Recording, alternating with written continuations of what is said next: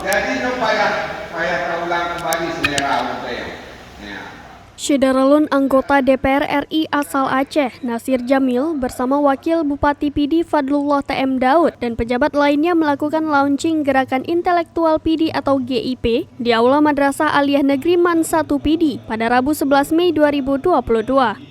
Momen acara launching GIP ini diinisiasi oleh Forum Mahasiswa PD Mesapat atau FMPM dengan menyertakan acara diskusi publik yang diikuti seratusan peserta dari kalangan mahasiswa dan organisasi kepemudaan atau OKP.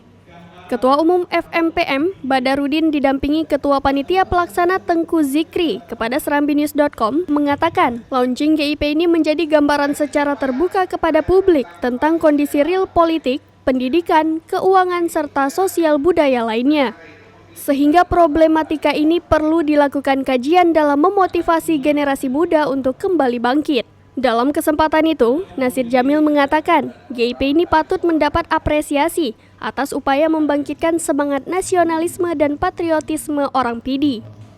Sementara Wakil Bupati PD, Fadlullah menyebut, Kabupaten PD pada dasarnya banyak melahirkan tokoh yang hebat, baik dalam politik, pengusaha, serta tokoh pendidikan. Maka diharapkan melalui gerakan intelektual PD ini dapat membawa marwah orang PD ke arah yang lebih baik di masa depan untuk kemajuan PD maupun Aceh secara keseluruhan. Dari Sigli, Idris Ismail, Serambion TV.